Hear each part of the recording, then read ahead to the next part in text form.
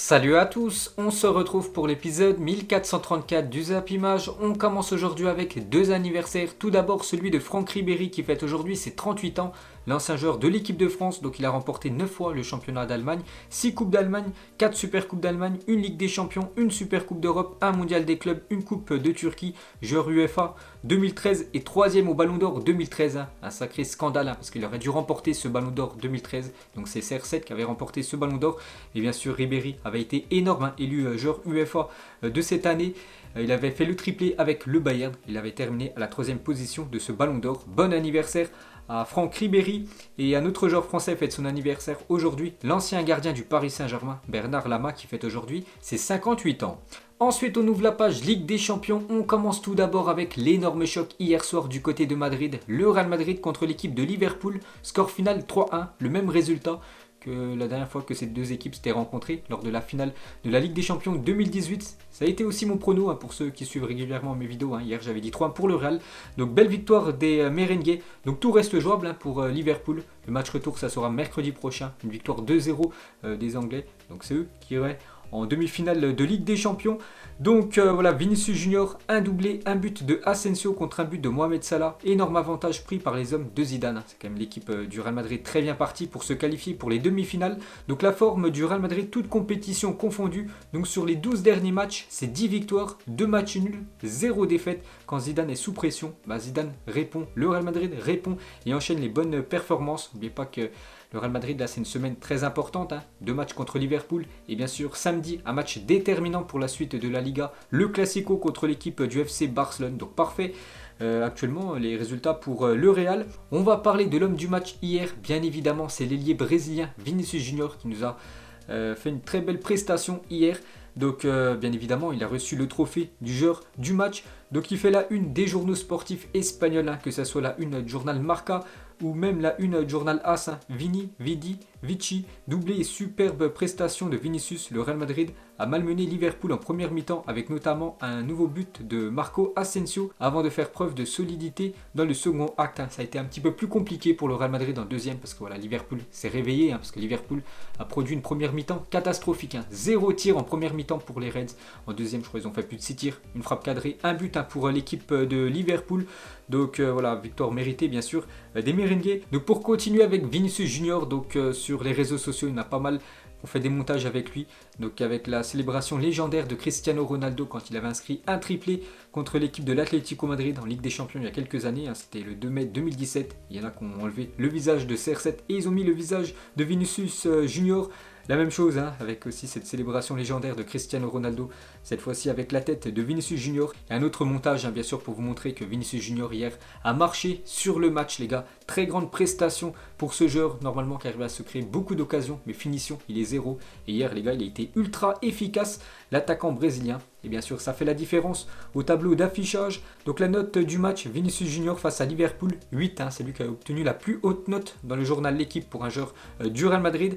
Donc toujours avec l'ailier brésilien, donc actuellement il a seulement 20 ans et 8 mois. Il devient le deuxième plus jeune buteur de l'histoire du Real Madrid en phase à élimination directe en Ligue des Champions. Seul Raúl, qui avait 18 ans et 8 mois, était plus précoce que Vinicius Junior en termes de buts inscrits en LDC en phase élimination directe du côté du Real. Toujours avec l'ailier brésilien, il est devenu hier soir le plus jeune joueur de l'histoire à inscrire un doublé cette fois-ci. Raúl, lui, c'était seulement un but. Mais voilà, Vinicius Junior, c'est le plus jeune joueur du Real Madrid à inscrire un doublé avec le Real en phase élimination directe en Ligue des Champions. 20 ans et 8 mois pour le crack brésilien. Et toujours avec lui, il devient le premier joueur de l'histoire de la Ligue des Champions, né en 2000, à inscrire un but en quart de finale de LDC.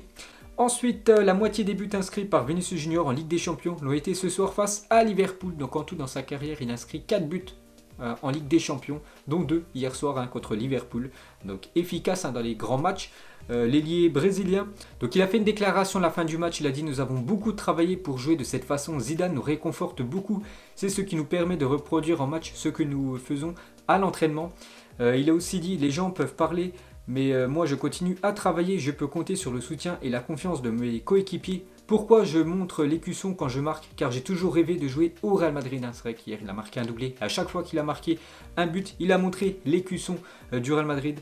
Donc bien sûr c'est un rêve pour lui de jouer du côté du Real Madrid. Et actuellement, il est buteur avec cette équipe merengue dans les grands matchs européens. Toujours avec lui, il parle de Toni Kroos, c'est incroyable, un grand joueur, une légende du Real Madrid et personne ne peut jouer comme lui. Je le remercie pour cette offrande sur le premier but. Une magnifique ouverture du milieu allemand pour Vinicius Junior.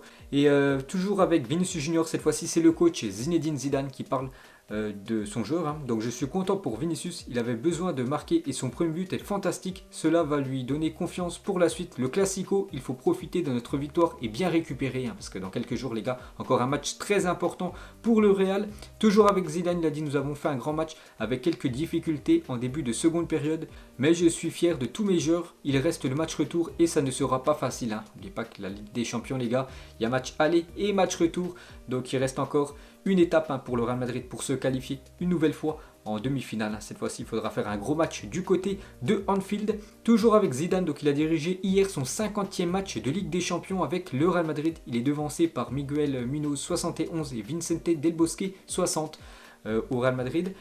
Toujours avec Zidane, donc son bilan après 50 matchs de Ligue des Champions. Donc 30 victoires, 10 matchs nuls, 9 défaites. Il a quand même remporté 3 trophées, c'est ça surtout qui est incroyable. Le palmarès de Zidane en seulement 50 matchs, 3 Ligues des Champions remportées par Zidane. Toujours avec lui, donc il est devenu le deuxième entraîneur français de l'histoire à atteindre la barre des 50 matchs en Ligue des Champions après Arsène Wenger. L'Alsacien compte 184 rencontres sur un banc de la coupe aux grandes oreilles, bien sûr, beaucoup avec l'équipe des Gunners. Et toujours avec Zidane, donc encensé par Del Piero, Zidane a laissé planer le doute en réponse à une question sur la possibilité de revenir à la Juventus, coacher cette équipe italienne où il a déjà évolué dans le passé. Donc les retrouvailles pleines d'amour entre Zidane et Del Piero sur le plateau de Sky. Zizou, dans un italien parfait, il a dit l'Italie est toujours dans mon cœur, Turin aussi, j'y ai passé de superbes années. Si vous me verrez un jour en Italie, on verra, je suis ici pour l'instant. Donc voilà. La déclaration de Zidane hier après le match contre Liverpool quand il parlait avec Del Piero, son ancien copain du côté de la Juventus Turin qui pourrait, pourquoi pas, un jour entraîner du côté de Turin. Ensuite, on va parler de Luka Modric, régale en Ligue des Champions, sa forme sur les 3 derniers matchs. À chaque fois, il a fait une passe D, Luka Modric, que ce soit pour Ferland Mendy, le match aller contre l'Atalanta Bergame, passe pour Benzema contre l'Atalanta Bergame au match retour et Liverpool hier. Donc une passe D bien sûr pour le 3e but inscrit par les merengues, le but inscrit par Vinicius Junior. Et Marco Asensio est de retour au top de sa forme, buteur à chacun de ses 4 derniers matchs, l'ailier espagnol. Et pour finir les gars avec le Real Madrid, donc on l'avait appris quelques heures avant le match, donc je n'en ai pas parlé hier parce que je ne savais toujours pas, et c'est bien officiel, Raphaël Varane est positif au Covid-19, il manquera la double confrontation contre Liverpool et le Classico de ce samedi, donc voilà, c'était quand même un gros coup dur pour le Real Madrid. Donc la défense hier, Nacho, Militao a fait le taf, ils ont pris seulement un but contre un sacré trio d'attaque du côté des Reds. Donc ils ont tenu le choc, mais c'est quand même un gros coup dur pour le Real Madrid de perdre Varane et aussi Sergio Ramos qui est forfait. Donc Varane sera aussi absent la semaine prochaine pour le match retour et surtout samedi soir pour le Classico. Donc le Real Madrid n'a plus disputé un match de Ligue des Champions sans sa charnière centrale Sergio Ramos, Raphaël Varane depuis décembre 2018. Ce jour-là, les Madrilènes avaient perdu 3-0 à domicile face au CSKA Moscou, mais hier ça s'est mieux passé. Ensuite, on va parler rapidement côté Liverpool. Et hier, ça a été une soirée très compliquée pour l'ancien vainqueur de la Ligue des Champions en 2019 et surtout une défense catastrophique. Donc déjà, lors de la finale 2018, c'était le gardien qui avait fait 2 énormes boulettes. Et hier, bon, c'est pas le gardien parce qu'il n'y peut rien, c'est surtout les latéraux, Alexander Arnold et aussi la défense centrale. Ça a été très moyen. Donc un match à oublier. Et Klopp, il a dit si on veut gagner contre le Real Madrid pour le match retour, il faut mieux jouer que ça. Et juste le seul point positif pour les Reds, c'est le nouveau but de Mohamed Salah qui vient d'inscrire déjà son 27e but de la saison, toute compétition confondue. Et Salah devient le 4e joueur africain de l'histoire à atteindre la barre des 10 buts en phase d'élimination directe de Ligue des Champions. Donc il est devancé par Drogba 14, Sadio Mané 12 et Samuel Eto'o 10. Ensuite, on va parler de l'autre rencontre hier soir en Ligue des Champions. C'était aussi un énorme choc. Manchester City contre l'équipe du Borussia Dortmund et victoire des Citizens 2-1. Une victoire in extremis parce que le but victorieux a été inscrit dans les dernières secondes du match par Phil Foden. Donc De Bruyne aussi buteur et un but de Marco Reus dans les derniers instants du match. Phil Foden délivre les hommes de Pep Guardiola et Manchester City avec cette nouvelle victoire, toute compétition confondue lors des 28 derniers matchs. C'est 27 victoires et seulement une défaite. C'était contre Manchester United il y a quelques jours. Donc ils sont en train de tout écraser quand même cette équipe de Manchester City. Donc hier ils ont eu très chaud parce que voilà, ils ont inscrit le but victorieux dans les dernières secondes du match. Mais quand même victoire au bout. Donc tout reste jouable bien sûr pour la qualification du Borussia Dortmund. Seulement une victoire la semaine prochaine. Une victoire seulement 1-0. Et ça sera le BVB qui verra les demi-finales de Ligue des Champions. Donc pour revenir sur Manchester City, n'avait plus encaissé le moindre but en Champions League depuis le 21 octobre dernier face à Porto. Et un but de Luis Diaz. Pour vous dire que ça faisait longtemps qu'il n'avait pas pris de but. Cette équipe de City. Et Marco Reus a mis fin hier à une série de 789 minutes pour Manchester City sans encaisser le moindre but en LDC, la deuxième plus longue série de l'histoire de la Ligue des Champions, derrière celle d'Arsenal, plus de 995 minutes pour les Gunners durant la saison 2005-2006. Ensuite, toujours sur ce match, donc c'est Kevin De Bruyne qui a été élu homme du match. Comme d'habitude, grosse prestation du milieu belge. Il confirme match après match, les gars, que c'est l'un des meilleurs milieux de l'histoire du football. Et encore une saison monstre pour De Bruyne. Donc 8 buts, 16 passes décisives en 33 matchs pour le milieu de la Belgique. Ensuite, on va parler de Pep Guardiola. Il va devenir le 3e entraîneur de l'histoire à atteindre la barre des 60 matchs en phase d'élimination directe de Ligue des Champions. Donc il est devenu hier déjà 60 matchs en LDC, match élimination directe pour Pep Guardiola. Donc il est devancé par Carlo Ancelotti 62. Il est au même niveau que José Mourinho 60. Ensuite, donc Kevin De Bruyne, il a obtenu la note de 7 aujourd'hui dans le journal Équipe et on va parler de Haaland. Donc lui, il a obtenu la note de 5. Donc en gros, c'est un match moyen du Norvégien hier. Donc toujours avec Erling Haaland. Donc il n'a pas marqué. Et c'est que ça fait longtemps qu'il n'a pas mis un but. Erling Haaland, c'est plutôt rare.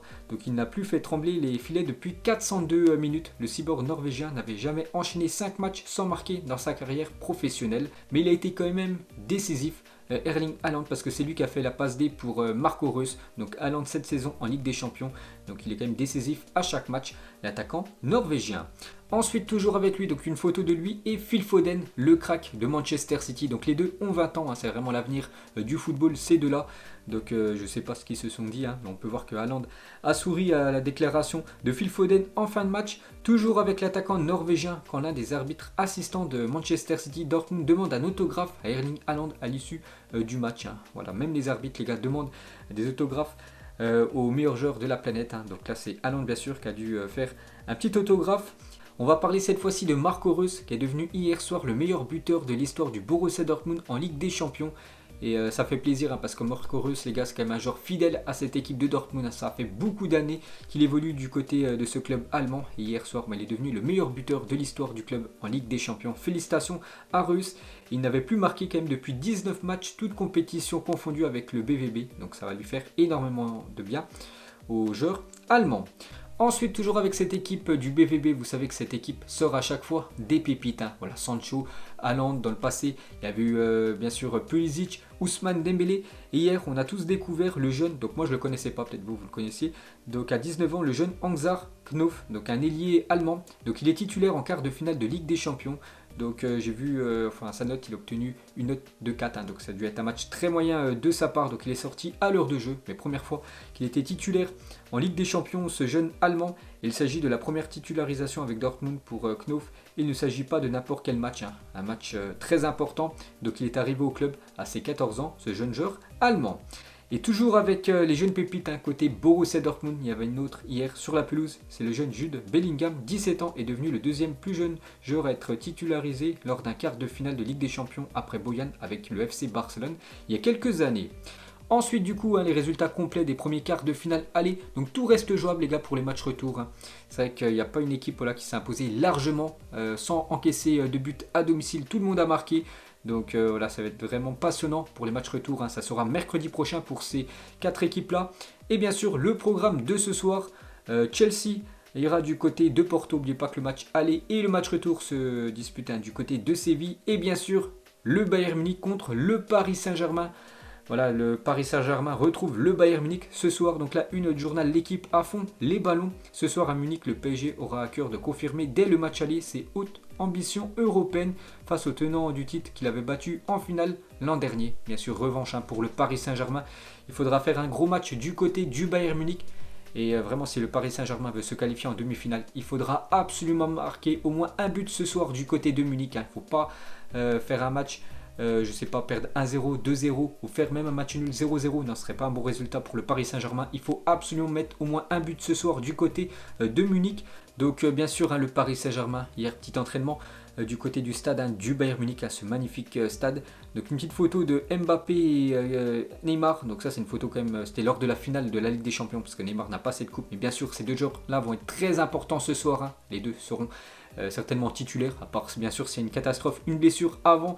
Et on compte énormément sur eux, hein, voilà, pour qu'ils soient bons et surtout décisifs ce soir du côté de Munich. Donc regardez normalement les compos probables, donc j'en ai trouvé plusieurs. Donc tout d'abord c'est la compo d'après le journal L'équipe. Donc déjà côté Paris Saint-Germain, donc Navas devrait commencer dans les buts avec Diallo côté gauche, Kimpembe, Marquinhos dans l'axe et Kehrer côté droit, Danilo Pereira avec Gay. Normalement devrait jouer en sentinelle.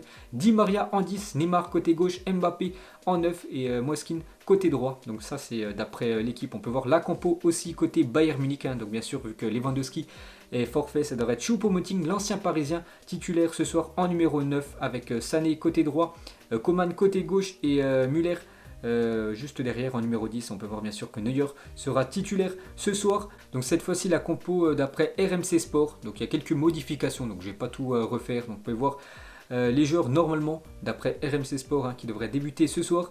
Et en Allemagne les gars d'après Bild. Donc là il y a pas mal de changements et surtout côté Paris Saint-Germain d'après ce journal sportif allemand. Donc Rafinha pourrait commencer titulaire ce soir contre l'équipe du Bayern. Donc voilà les compos probables pour ce soir. Donc une déclaration de Paredes. Donc lui déjà il n'est pas sur la feuille de match, hein, parce qu'il est suspendu ce soir, Paredes, parce qu'il avait pris un carton jaune lors du dernier match contre le Barça. Et ça c'est un gros manque, hein, pour le Paris Saint-Germain. Bref, il a dit nous étions dans un groupe difficile.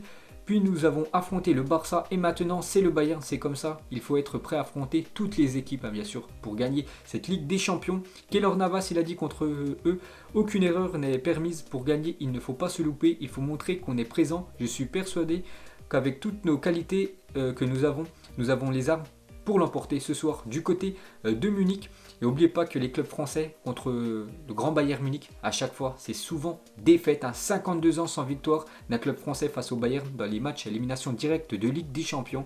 Donc sur les 9 derniers matchs, 8 défaites, 0 victoire, 0 but marqué à chaque fois pour les clubs français contre le Bayern lors des matchs à élimination directe. En espérant que le Paris Saint-Germain fasse beaucoup mieux cette saison.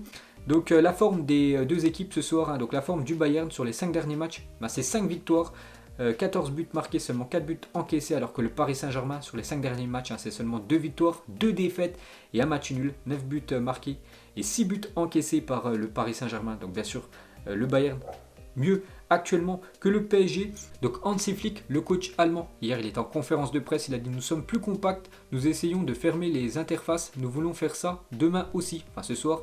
Avec la possession du ballon, il faut être en bonne position pour pouvoir remettre rapidement notre adversaire sous pression. Donc en gros, il veut déjà avoir beaucoup de possession ce soir, Hansi Flick, et surtout mettre une grosse pression quand ils perdent le ballon. Il veut mettre une grosse pression sur l'équipe du Paris Saint-Germain pour essayer de récupérer plus rapidement possible la balle. Et il parle des atouts du Paris Saint-Germain. Donc ils ont une défense stable, un très bon gardien et bien sûr beaucoup de qualité devant. Nous devons faire les interfaces. Ce sont les tâches que nous devons mettre en œuvre ce soir contre le PSG.